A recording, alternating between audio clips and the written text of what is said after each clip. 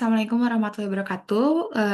Kami dari kelompok 8, di sini kami akan memaparkan hasil esai kami yang berjudul Hubungan Keanekaragaman Hayati dengan Keberlanjutan Sistem Pertanian. Di sini kami beranggotakan 5 orang. Yang pertama adalah Suhak Ami Palestina dengan NPM 7, Fauziah Wajah dengan NPM 11, ada Muhammad Agung Trianto dengan NPM 14, saya sendiri Wida Nafisa dengan NPM 48, ada Nabila dengan NPM 55. Baik, yang pertama di sini ada pendahuluan. Keanekaragaman hayati berperan penting dalam menjaga keseimbangan dan keberlanjutan agroekosistem. Agroekosistem yang beragam mendukung layanan ekosistem seperti pengendalian hama alami, penyerbukan, dan siklus hara. Indonesia memiliki potensi keanekaragaman hayati yang tinggi untuk mendukung pertanian berkelanjutan. Lalu, praktik pertanian modern seperti monokultur dan pestisida berlebih menurunkan keanekaragaman hayati dan fungsi ekosistem. Lalu yang terakhir, integrasi prinsip keanekaragaman hayati diperlukan untuk meningkatkan stabilitas dan keberlanjutan sistem pertanian.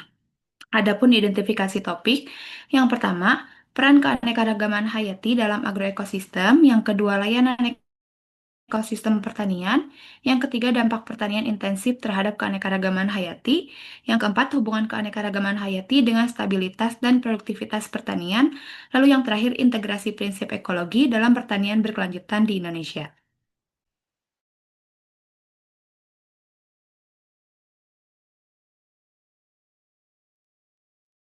Selanjutnya terdapat pemaparan masalah penurunan keanekaragaman hayati dalam sistem pertanian merupakan permasalahan yang semakin nyata akibat berkembangnya praktik pertanian intensif, seperti penerapan monokultur serta penggunaan pestisida dan pupuk kimia secara berlebihan. Kondisi ini menyebabkan berkurangnya organisme pendukung agroekosistem termasuk musuh alami hama, penyerbuk, dan mikroorganisme tanah, sehingga mengganggu keseimbangan ekologis, meningkatkan serangan organisme pengganggu tanaman, serta menurunkan kualitas dan kesuburan tanah. Hilangnya fungsi layanan ekosistem tersebut mendorong ketergantungan yang tinggi terhadap input sintesis dan melemahkan stabilitas serta ketahanan sistem pertanian dalam jangka panjang, sehingga menjadi tantangan serius dalam mewujudkan pertanian yang berkelanjutan.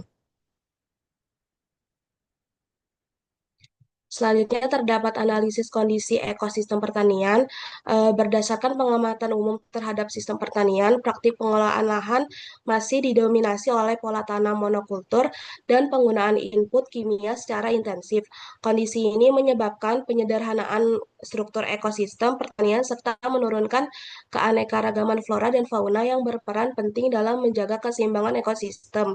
Dampaknya fungsi ekologis seperti pengendalian hama alami, penyerbukan dan aktivitas biologi tanah menjadi kurang optimal, sehingga sistem pertanian cenderung lebih rentan terhadap serangan hama, penurunan kesuburan tanah, dan perubahan lingkungan.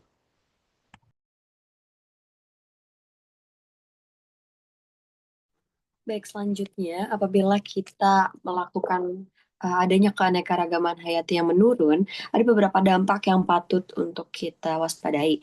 Yang pertama, penurunan jumlah dan jenis organisme akan menyebabkan keseimbangan ekosistem pertanian semakin terganggu.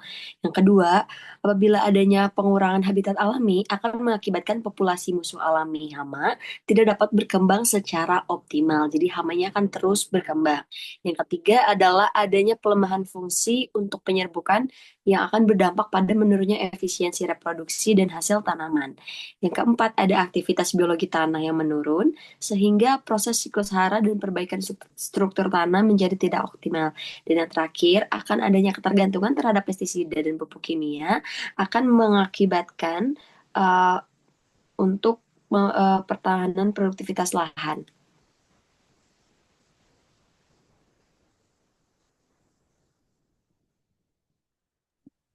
Kemudian ada gagasan yang solusi yang dapat dilakukan. Yang pertama ada gagasan pengolahan pertanian berkelanjutan. Di antaranya dengan mengelola sistem pertanian berbasis keanekaragaman hayati, kemudian penerapan pendekatan ekologis dalam pengelolaan lahan pertanian, lalu pengurangan ketergantungan terhadap input kimia sintetis, dan yang terakhir dengan pemanfaatan fungsi alam ekosistem dalam mendukung produksi pertanian. Lalu ada solusi aplikatif diversifikasi tanaman. Yang pertama dengan menerapkan diversifikasi tanaman melalui agroforestry dan tumpang sari, kemudian dengan penanaman tanaman, sela, dan tanaman penutup tanah. Kemudian dengan rotasi tanah untuk menjaga kesuburan dan kesehatan tanah. Dan yang terakhir dengan pengelolaan lahan yang menyediakan habitat bagi organisme.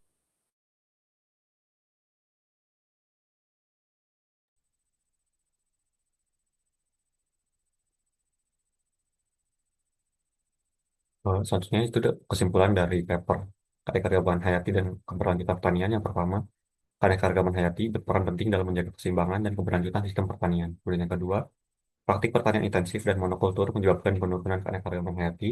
Dan yang ketiga, penurunan organisme bermanfaat mengganggu fungsi ekologis agroekosistem. Dan yang terakhir, diversifikasi tanaman dan pengelolaan berbasis ekologi mendukung pertanian berkelanjutan.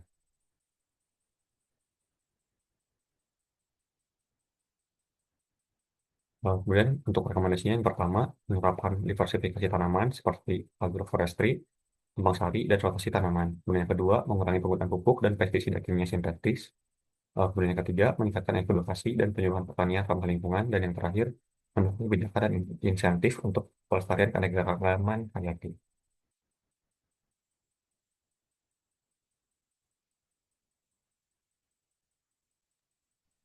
Baik, ada pula daftar pustaka yang kami gunakan. Baik, sekian pemaparan dari kelompok kami. Mohon maaf apabila ada kesalahan. Wassalamualaikum warahmatullahi wabarakatuh.